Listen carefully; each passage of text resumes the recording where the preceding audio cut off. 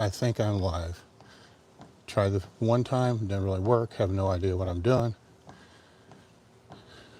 Last week, I was speaking to Matt Winning, and he told me it would be a good idea to go live more often on YouTube, and that he did it when he was doing his cardio, so here I am. So, don't know how this is going to go. The interesting part about this is the actual Table Talk podcast started as, it was called From the Mill, and maybe that's what I'll call this series here as well, is From the Mill. And the reason why I did it was, at the time, how many years ago, I don't know. It's early. I'll get into that here in a second as well. Shelby Starnes, I was working with him to cut body fat, and I had a Q&A at the time, and it just became easier to answer them via video. So that's what I did, set up a flip phone or flip camera, whatever it was, and recorded all the Q&As while I was doing this insane amount of cardio. After that, I moved to the table because I didn't need to do the cardio to answer the questions, and that's how Table Talk started. So originally it was called From the Mill. So I'm on the treadmill. I'll be watching the questions here if anybody has them, making some comments. I have no idea what I'm going to talk about, so we'll just kind of go from there. My morning routine, since that's such a big popular thing nowadays, is essentially I wake up 6 or 6:30, no alarm. I roll out of bed, I brush my teeth, I go downstairs, I make up my AG1 drink, which is not a whole lot of liquid because I just basically shoot it down, grab a cup of coffee, drive into the gym. Maybe I shit, maybe I don't, and then get straight on the treadmill and start walking. And then usually after about 10 minutes, I'm almost there now, I begin to wake up. And that's pretty much what I do every morning. Oh, I forgot the Zen pouches. So my morning routine, I suppose, is AG1, coffee, and Zen. And then my first meal will be sometime around 1 o'clock. So, have you tried DMAA pre-workout? No, I haven't. I haven't really done anything pre-workout for a lot of years outside of coffee. Occasionally a pre-workout here and there, but that's about it. Can anyone pay to work out at Elite? No, but we do have training retreats a few times a year for our crew members. The next one is the end of the month, and I'm just now finalizing the t-shirts for that today. So we are looking at potential other events as well. What is the best way to heal from a herniated disc without surgery? Not a physical therapist, I'm not a doctor, etc., etc., etc. We have videos on the channel from Brian Carroll did one, and Sam Brown did one, which is really everything that you need to know. It's kind of going through McGill's protocol and then some of the modifications that Brian has made working with so many strength athletes that he has over the years. What days would you implement eccentrics and a conjugate system? That depends upon how you want to define eccentrics. This becomes a little deep in the weeds because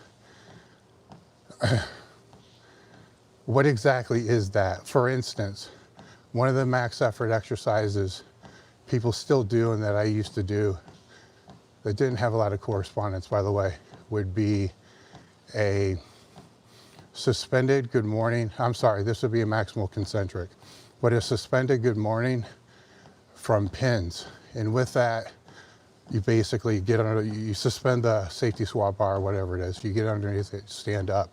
The point of that is just supposed to be concentric only. And then training partners would help load the bar. So when you're talking about eccentric only, I don't know if you mean concentric only, because you got to remove the concentric some part or some way. Eccentric deadlifts would be another one.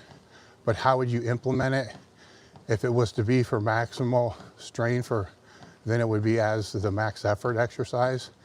If it's going to be done more for repetitions, I'm trying to think of an example of that.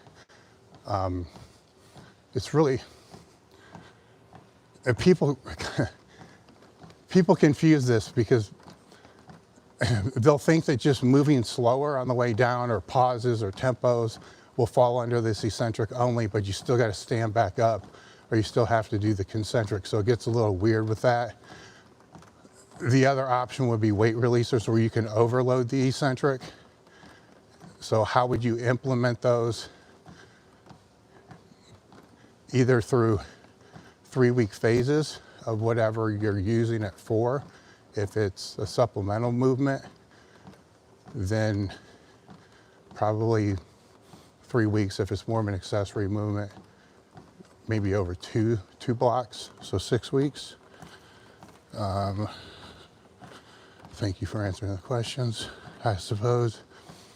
I guess another thing I can talk about while I'm waiting for any more questions, I think I was supposed to set some kind of goal for super chats of like 5 super chats.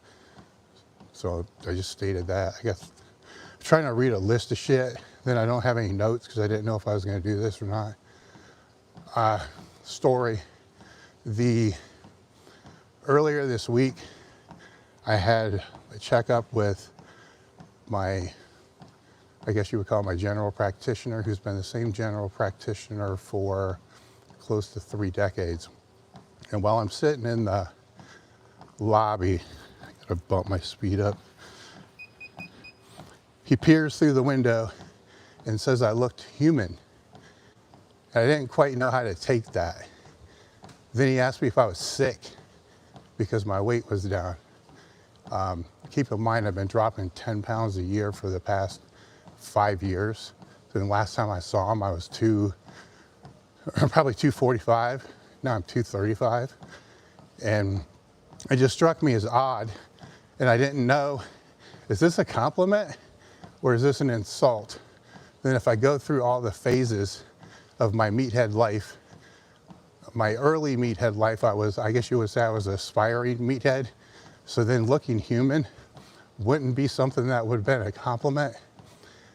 And then when I get into the all-in meathead phase, it definitely would not have been a compliment. It probably would have pissed me off.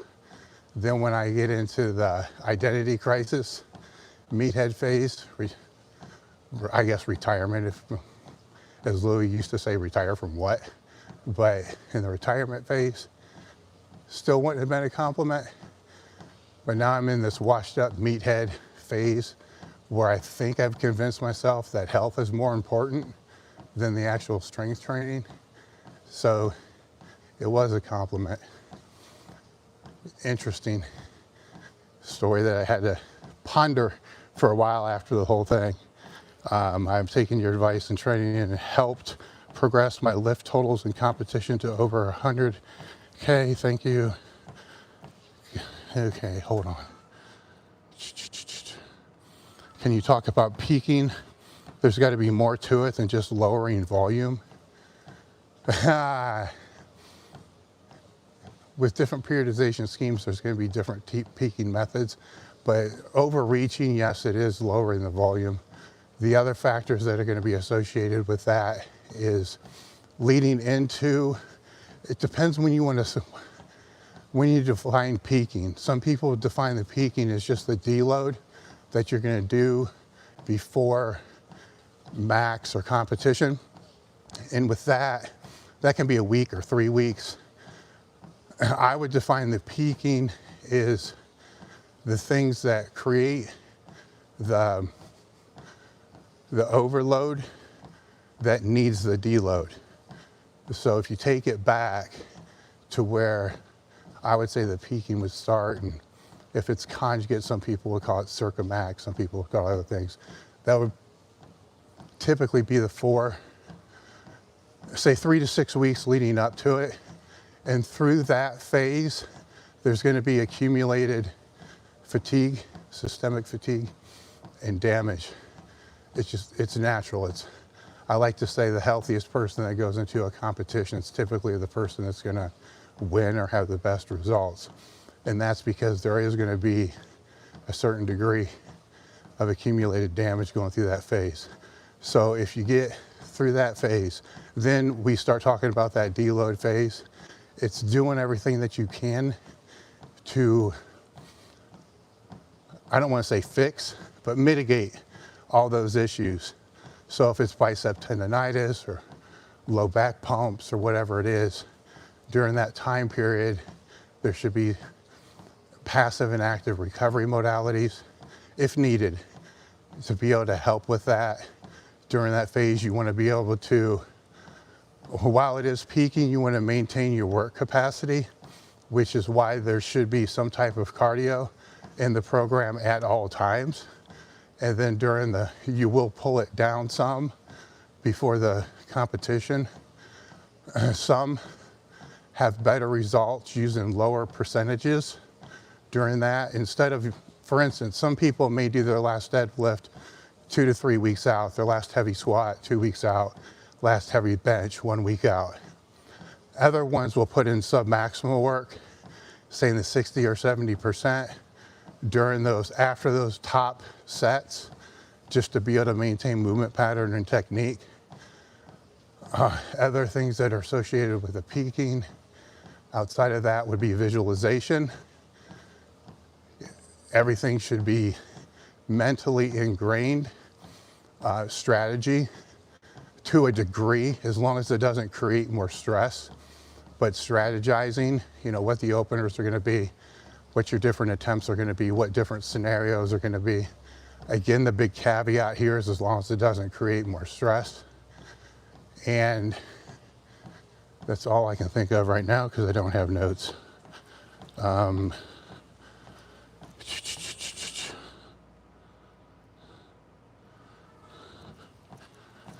My thoughts on core training changed since competition days in terms of frequency, volume, and exercise selection.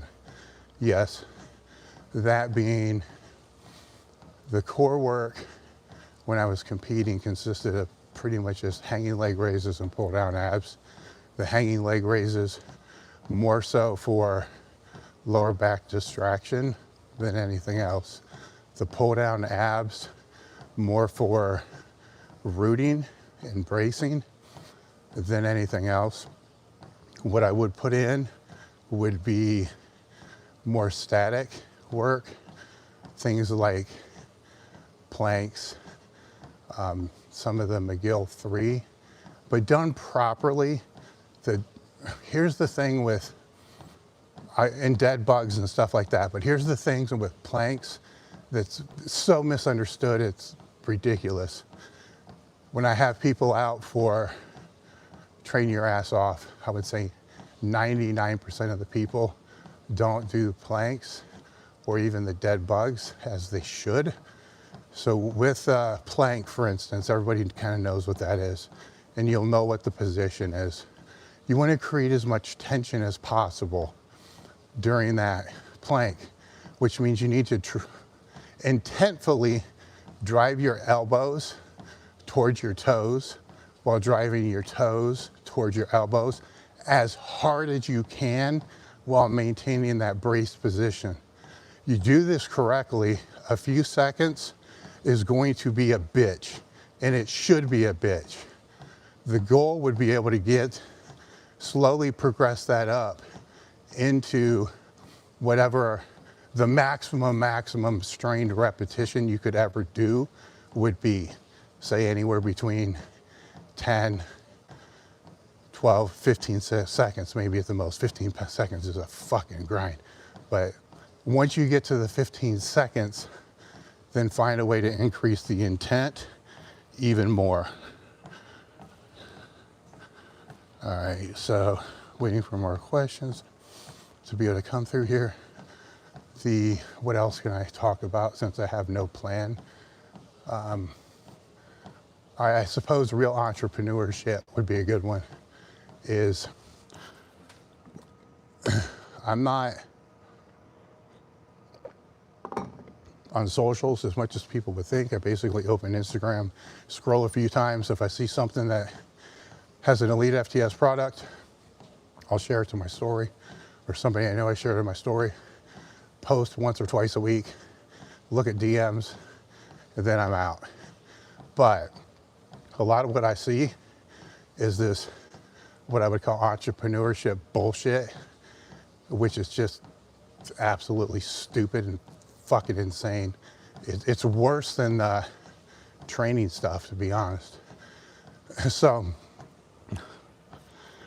rather than going into a full rant, I'll just lay out what's my day. Like, what am I doing today? So I've already said, you know, waking up, rolling out of bed, treadmill, all this other shit that I'm doing here. And I'll be on cardio for 45 minutes to an hour. Some of it will be on the treadmill. If I get bored, I'll jump on the bike. Other things I'll do is, because this is in the gym and I scan the gym. Well, actually right now I'm doing the YouTube live, so I can't do this. But I'll scan the gym, and if I see shit that needs picked up, I jump off the treadmill, run over and pick it up. And it's just an easier way to get the steps in while not decreasing the heart rate that much for that. So after this, I'll shower, and then I have 3 main things I have to get done, which are non-negotiables each day that I put in my planner. I use TickTick, but I also use a notebook. Reports are pretty much one of those 3 things every single day. That's reviewing the sales, looking at the update for the P&L, looking at some of the biggest driving analytics that we have. Second to that, I have to send or create some kind of marketing email today, because the sales over the last couple days have been very down. So I got to come up with something to be able to drive the sales up. The interesting thing with marketing emails, if I do a targeted marketing email on a specific product, it might get a high click-through rate, but I don't sell very much of that specific product, which it's been this way because I've been doing this for 25 years, the whole time, where I'll think that I have one of the best emails for bands or whatever it's going to be, and it doesn't do shit. But a good marketing email will drive product sales in other categories. So that's the second main thing today. The third main thing is I'm filtering through to be able to create a VIP marketing list. A lot of the company's sales come through purchase orders and our sales reps with equipment. They may or may not necessarily be on our mailing list, but they have to have their own mailing list. And we just migrated to a new email platform. There's another story right there, where a year and a half ago, we were approached to migrate off the platform that we're using onto a new platform. Here's some real entrepreneur shit, or business owner shit. And the sales process, it was a couple months because I'm highly speculative, or yeah, is that the word I'm looking for? I think most people lie when it comes to the sales reps, especially of these things. And so after going through and being sold on this, that there would be a 15 times ROI on the total online sales. And that was in contract. They wanted a 2-year contract, but I was able to get it down to 1 year because I have to have some kind of out. I didn't want one contract for a quarter, would have been what I would have wanted, but there was compromise. So after going through this migration process, which was a pain in the ass. Oh, and by the way, this platform was 2.5 times the cost of the other platform we were using.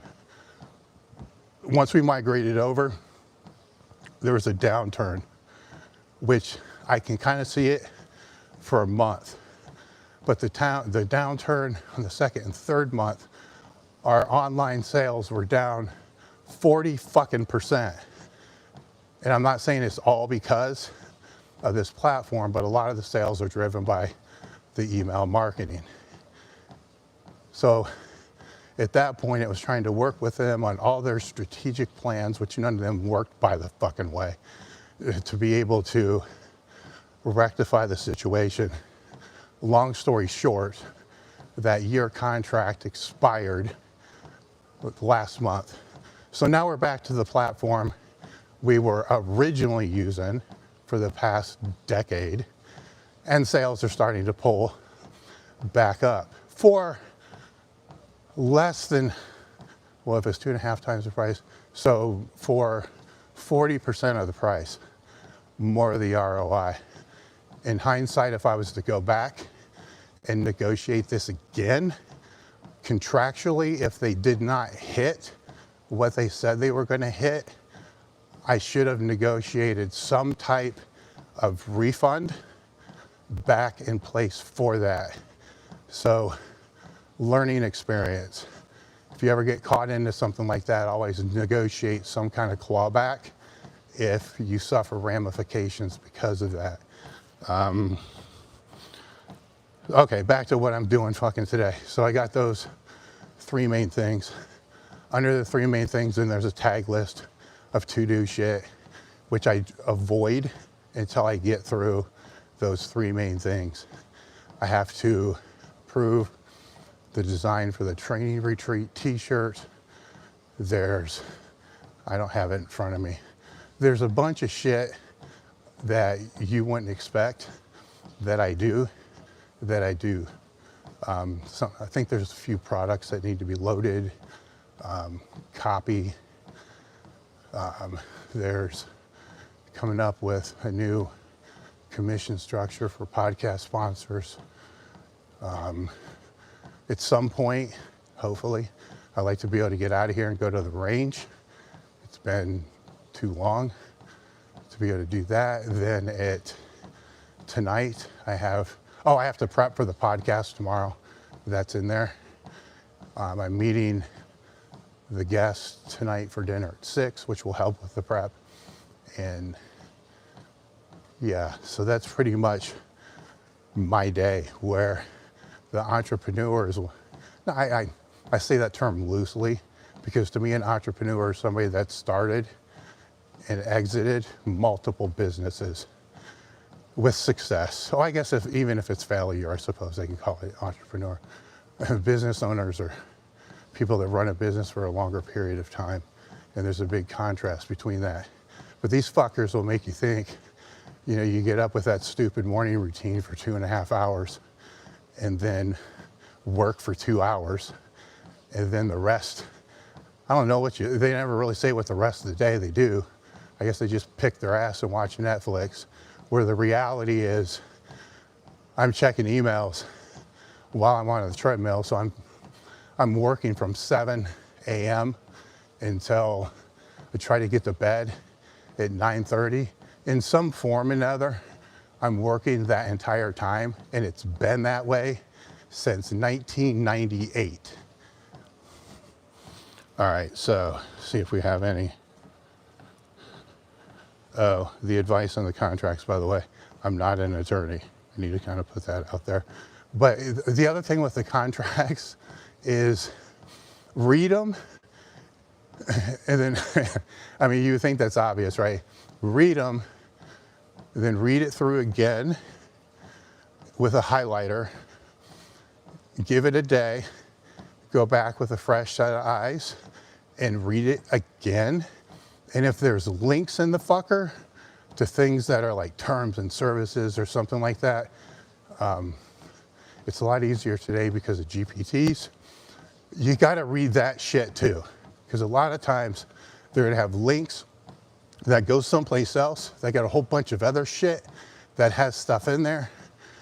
And not an attorney, but if you sign that, you're also agreeing to all that other shit. So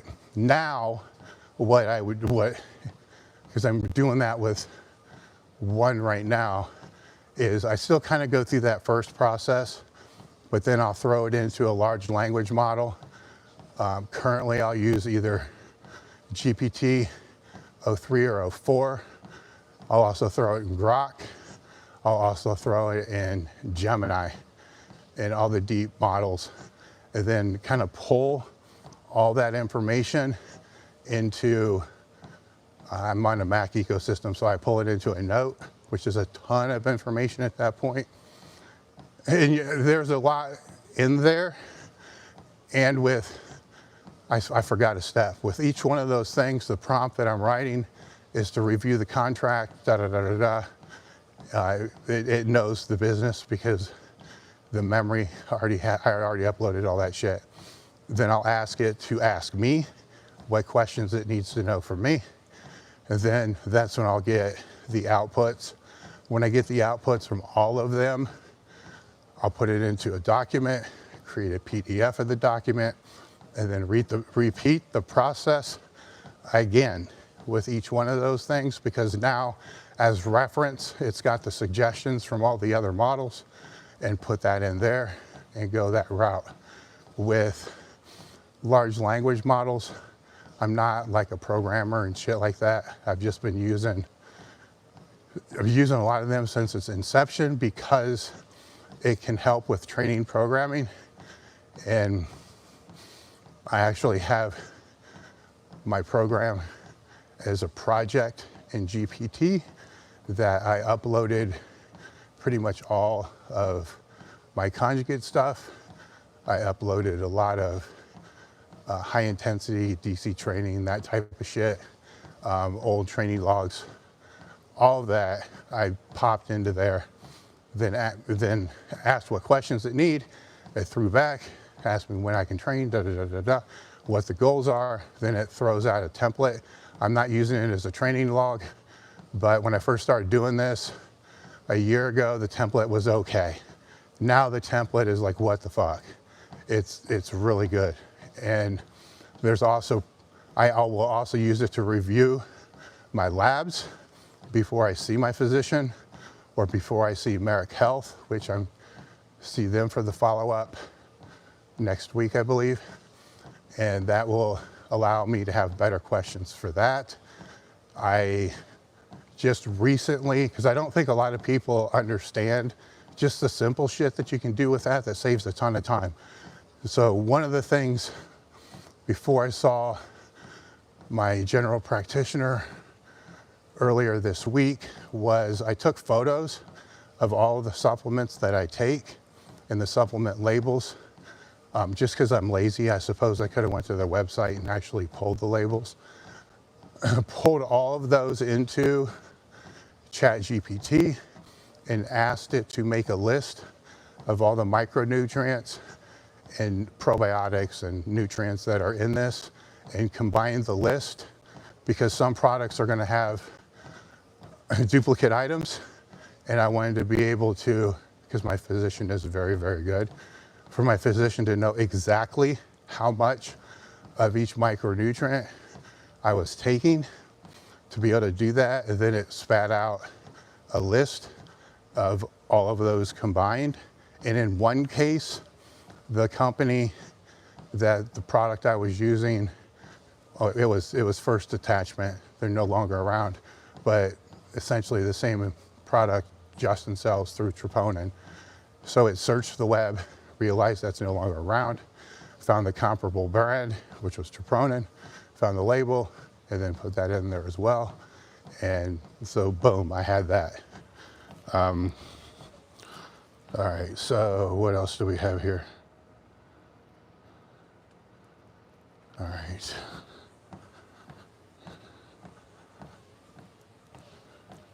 Missed a 225 overhead press halfway up on my lockout. I can pop off the chest wall. Should I just hammer weighted dips and see any press? Short answer, yes. But I would look at your technique on the overhead press. There's more to it. It could not just, it may be your bracing, it may be your rooting, it may be, you know, how you're staying stacked with the elbow and the wrist. Would you consider having a guest on Table Talk that can dive deeper into peptides? I have. It just hasn't posted yet. Chris, we had Chris Duffin out a few weeks ago. I'm not sure when that's going to post. There is a lag with when we record the podcast and when it uploads. And right now we post 5 episodes per month because we have sponsors to be able to do 5 per month. And between the podcast is basically supported by sponsors, the Google ad revenue, and our crew. So that determines how many podcasts we're able to post per month. So we get the crew numbers to go up, join the crew. It's in the link of every description of the podcast. Yeah, it gives you access to our training retreats. It also has like 50 fucking eBooks on there. There's a community, there's form checks, there's a Discord server. And even if you don't want to mess with the Discord server, there's a weekly email that will send you the ebook that we post each month. It will send you the podcast ad-free, sometimes extended versions and extra content, shit like that. But anyhow, those are what cover that. And during the Arnold, we recorded a bunch of podcasts because people were around. And we have, at our current scheduling rate, we have enough podcasts already recorded to get us pretty much to October. So I don't know when Chris will post, but we've pulled back on recording because I think September, we're not going to record any because I would like to get that lag time down to 3 to 4 weeks because it's kind of fucking with what we can talk about sometimes. Because if there's some current event that we want to talk about, like the one that we just posted with the Texas boys and Tim Ingram from Heavy Metal, which that podcast was a blast, by the way. Those great guys, funnier than hell. That was before the Arnold Classic. So some of the conversation kind of talks about that, but also talked about World's Strongest Man, which is already over as well. So it becomes a little weird when I got to direct the conversations in a different direction. Coming back after surgery on his spine, getting the go-ahead from my doctor, should I go back to linear progression routine? Yes, I would go back to a very, very truncated, limited program. Actually, what I would suggest, and this is the reason why I wanted to do the podcast, is go find the podcast with Dr. Mike Israetel and his wife. It should be the last one that we posted with him because all we talk about is the periodization of coming back from injury and in detail. So watch that. And that's what I would suggest. That's what I recommend. That's why I wanted to do the podcast so I could reference it. And when people send me messages about injuries, that's normally what I send. All right, we've been going for about 30 minutes, and at some point in time, I need to take my pace up. And it's gonna be hard to be able to see, so I'll scan through. Really enjoyed the gym business episodes. We can get behind your business stories. One thing that could help me is tomorrow I'm doing a podcast with Dan and Joe again of Varsity House, and they do a lot of content on business, especially for gyms, but business marketing, the whole 9 yards, and have been extremely successful with not only their own operation, but helping other gyms scale their operations. Don't do it in the chats because I probably won't come back and look at this. But if you could, or anybody that's hearing this, please put in the comments any topics, I don't care if you just put a broad topic in there that we should discuss, because when I have guests on like that literally do 3-day seminars, sometimes I want to get deep into one topic because it will be more helpful instead of just skimming the bases of all the general topics. And with them, I already did that in a past episode. But if there's anything that you really want us to go deep on, please post a comment about that, because it will help me with the prep. All right, I guess just for shits and giggles, I'll stay on, take the pace up, then all the people that make fun of my deviated septum and navel breathing will be able to have a heyday. And maybe we'll get a lot of comments about how I breathe through my nose, which I like all the comments. Comments are engagement, so leave the bad ones too. Makes no difference to me. I get excited about it. Out of the 3 lifts, which one?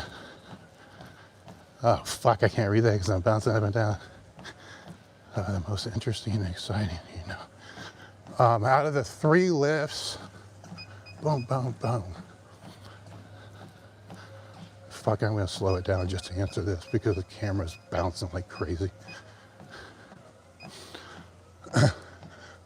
When I was younger, the bench was the shit for me. And I had a big bench. So I benched 405 or 410 as a junior in high school. The summer after graduating high school, I benched 505. And that's raw. So that's back before shirts. There were shirts, but they didn't really do shit. So they were kind of blast shirts that you pulled over your head. It was like a straight jacket. And all it did is cut the shit out of my underarms. And it actually hurt and fucked me up. I don't want to say more than it helped, because I would get maybe 10 or 15 pounds out of it, but it wasn't worth it. So I just dumped it. So yes, when I was younger, the bench was my jam, and I can't believe I just said was my jam. But the bench was it, and it's because it was so much better than all the other ones. And hell, it was so much better than, you know, all the older guys that I was training with in the gym. I can't fucking tell you why. Genetics, I suppose. But then injuries started to happen. I think my first pec strain was the summer after high school. And I realized I didn't change the training whatsoever, but I have small pecs, right? I've always had small pecs, just as far as the insertion and the origin of that. So I don't know if that made it more vulnerable to the injuries or just training like an idiot. I'm sure there's a lot of different reasons for that, and because the weights were heavier. So it became harder to be able to get the bench to go up.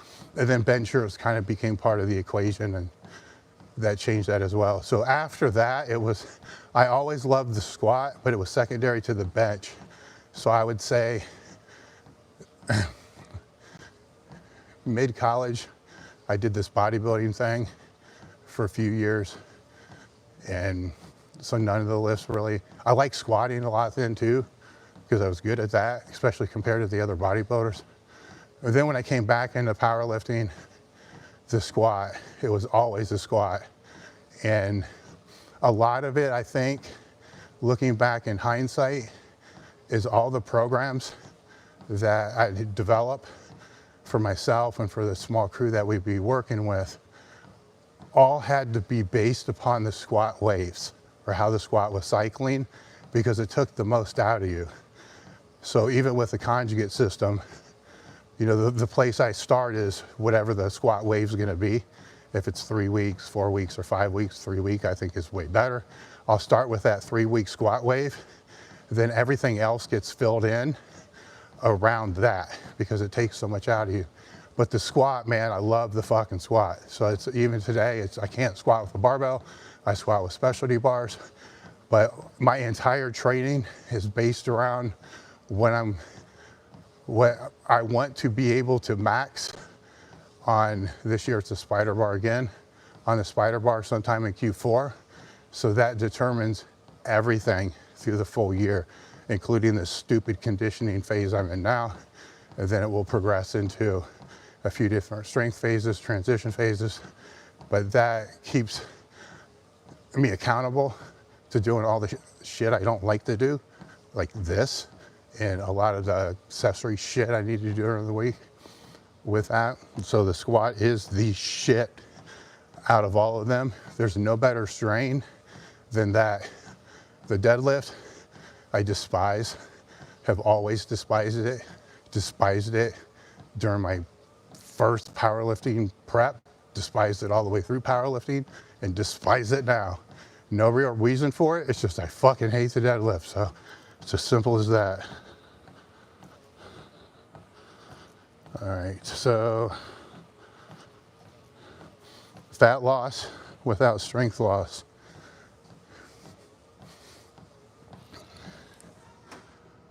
You know, all these questions start with, the answers start with, it depends.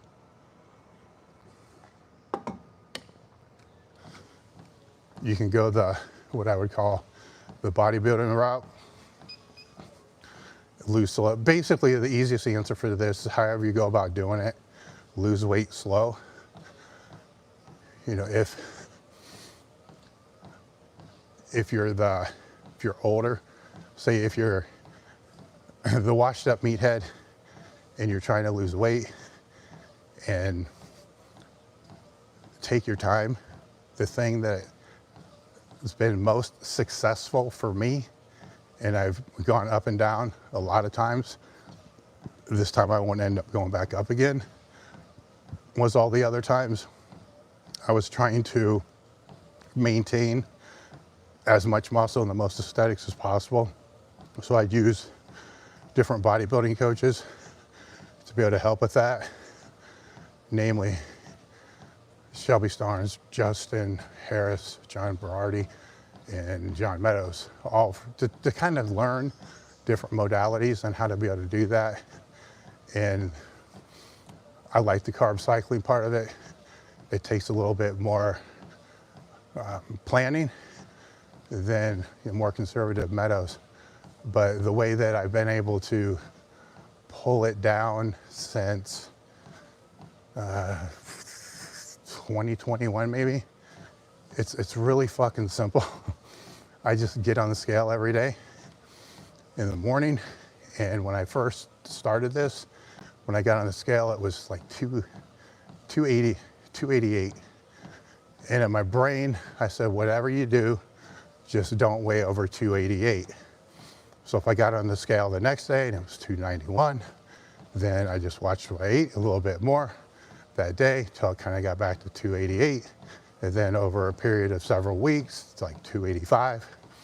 And then I just changed the rule. Whatever you do, don't weigh over 285. And then from that point, it creates certain stages of weight loss with that. So on, say when it was a 285, there might be some days where it would be 278. Then I'm like, fuck it, I'm eating whatever I want. So then I ate all kinds of shit the whole day, as long as it didn't go back over that 285. Then you fast forward to wherever we are now, 3 or 4 years later, and that number is 235.